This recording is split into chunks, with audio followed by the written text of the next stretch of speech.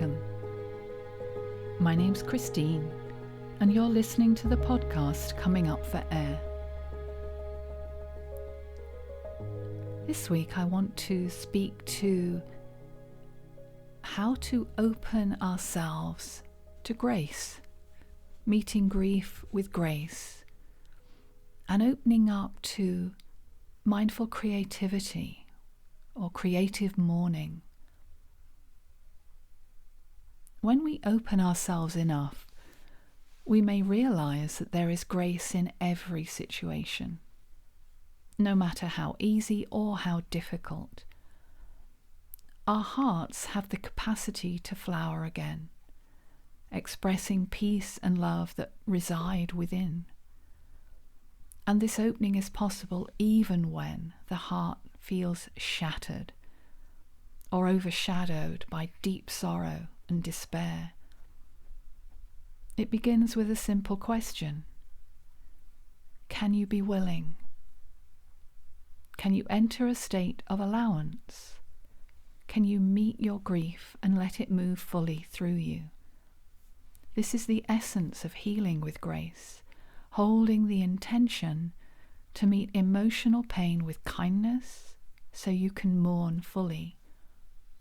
In doing so, the love you shared with your loved one can be honored, and you can hold the grief softly so it can flow. And when we add in creative outlets, finding different ways creatively for transformational release, it's a powerful way to release grief and open up our hearts. So when words are just not enough or they fail, creativity can offer us a bridge. Perhaps some of you are already journalers or writers, and I want to share today about the power of just expressive writing, free writing. Why write? The research tells us how profoundly beneficial this is when we put pen to paper about our traumas, stress, or emotional events. And even handwriting itself has been shown to increase our brain connectivity more than typing. It aids in memory building and emotional coding.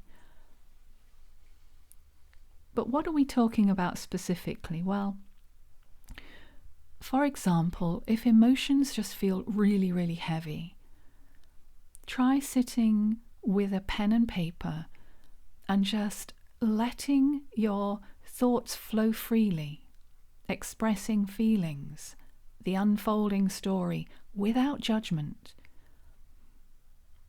This free writing expression, again, it offers release and supportive healing because the brain treats any emotional suppression as unfinished work. But what you're doing when you're writing, you're completing that loop, and there's your release.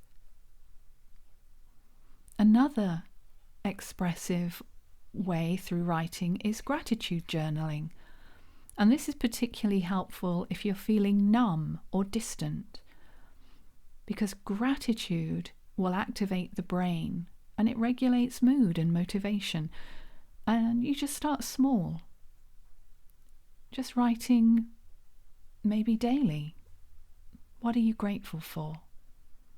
The small things, the little things. Be specific.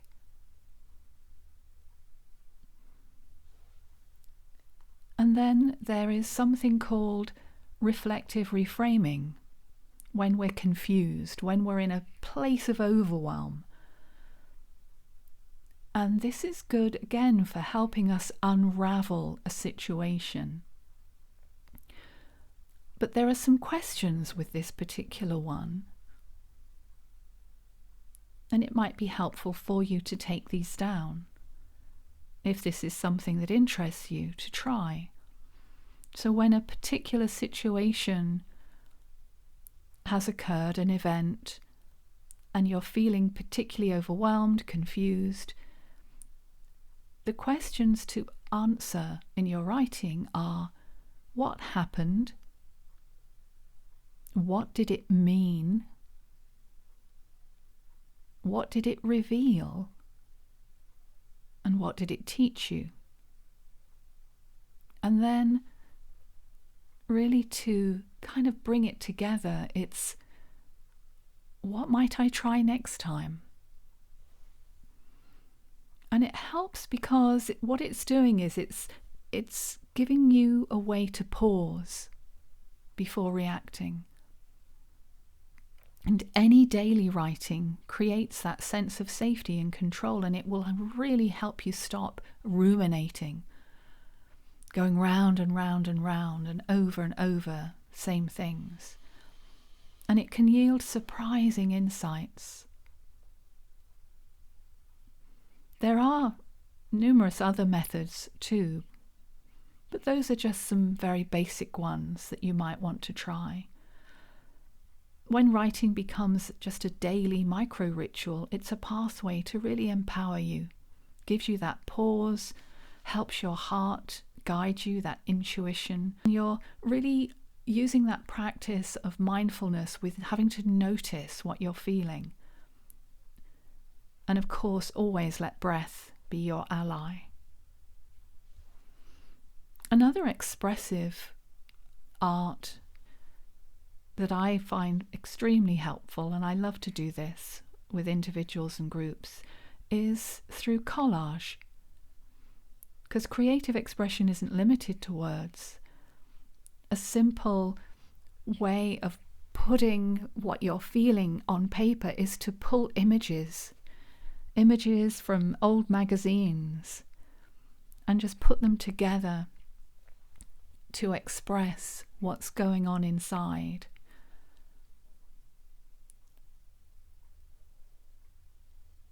Also collecting images, photos, and snippets of memory to put in a memory book. And that's awesome for children too. Or have you ever tried art play to let yourself be the child again?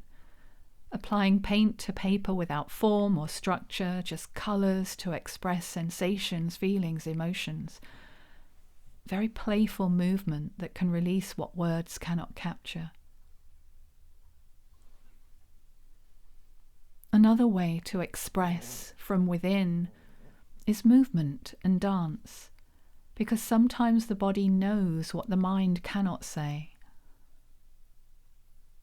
Free flow, to get the body moving freely, just shaking hands, arms, entire body, and moving in ways that feel requested or called for by your system.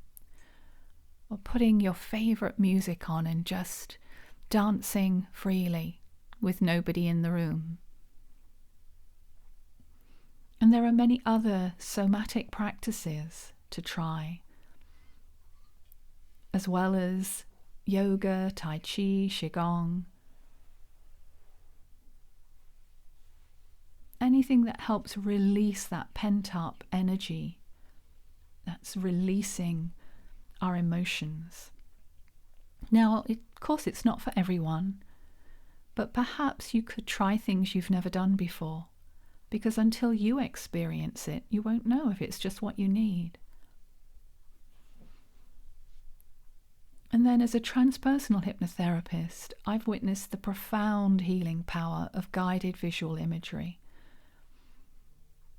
Research supports this as a very safe and effective method to access your subconscious. And it really assists us in processing all of the emotions that flow with grief, and also to find inner resources. If you'd like to explore a guided imagery experience, then I'd like to bring you along with me on this one. You need to be comfortable in a seated position or lying down. Make sure that your back is in alignment, sitting up straight, feet on the floor, arms and legs uncrossed. And if you're ready, then a few deep breaths just to anchor you into this moment. Again, just slow, deep breathing. And take that breath right into the belly, helping you to relax and be here now.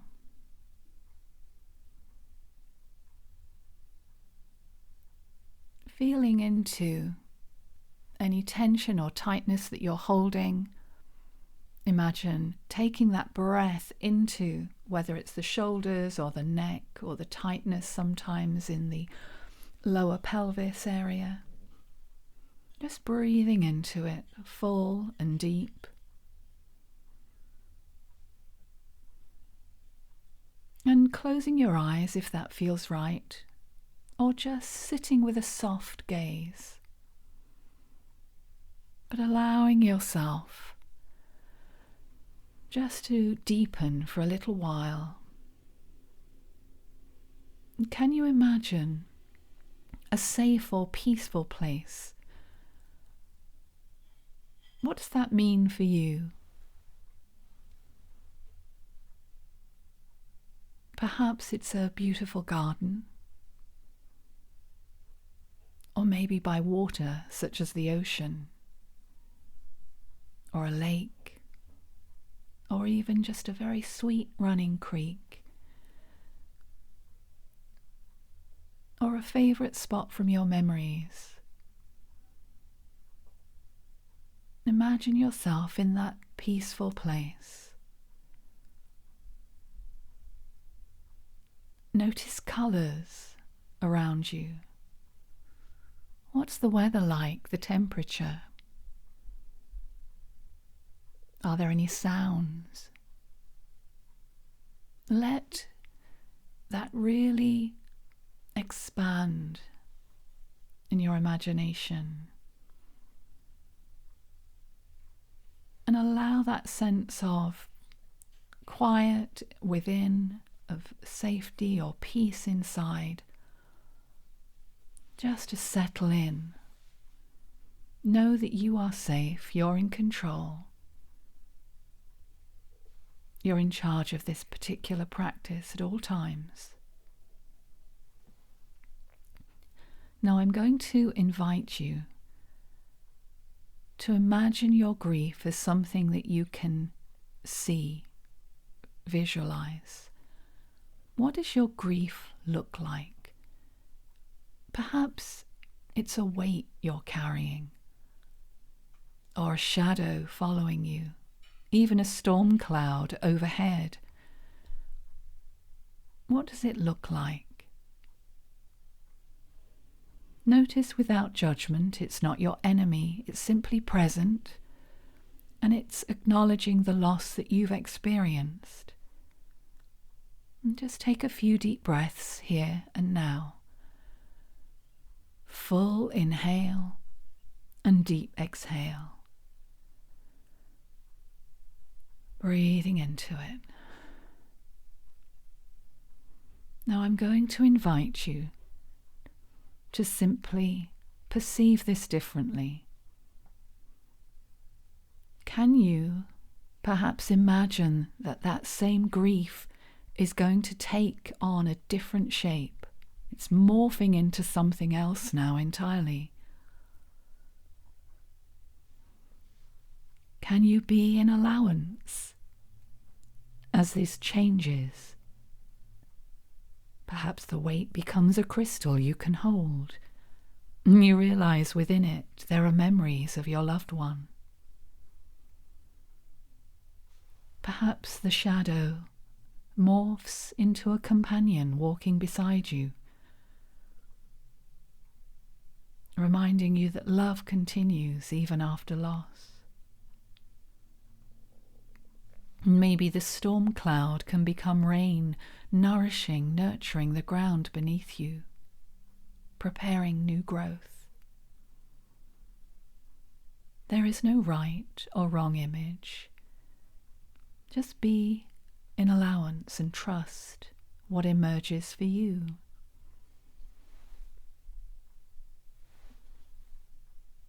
allowing yourself to see grief differently, to let it take on something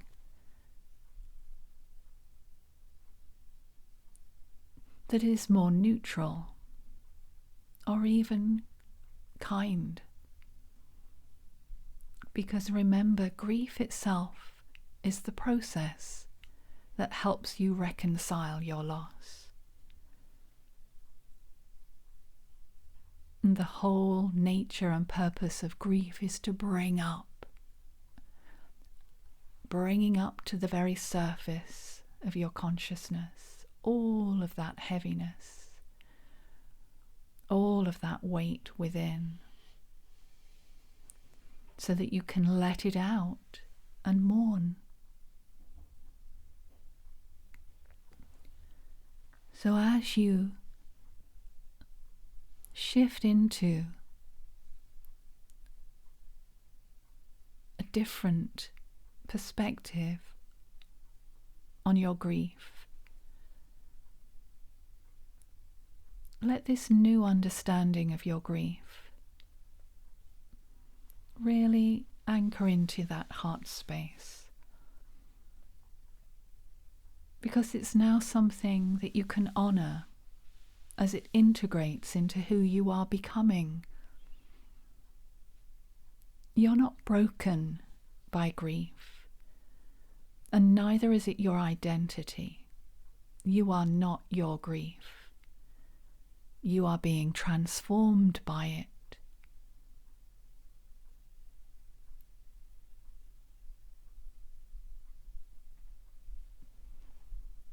Take a few deep breaths and just notice how you feel in your body. Breathing into it,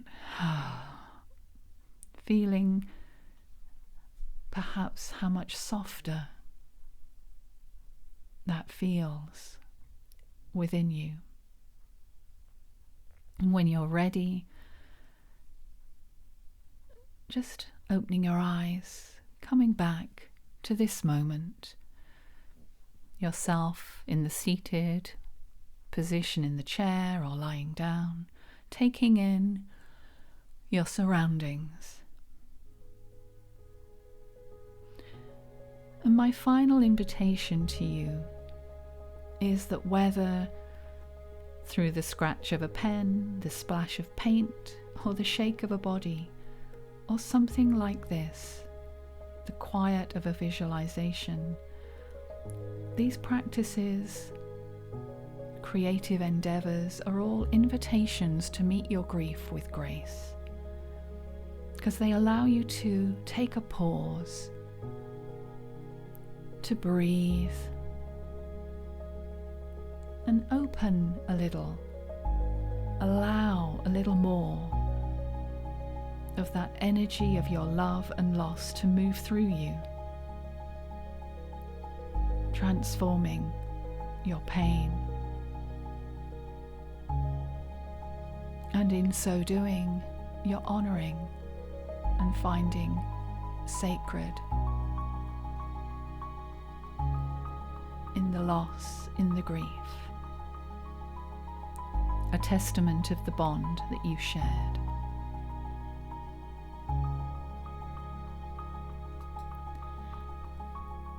Thank you for listening. Wishing peace to your heart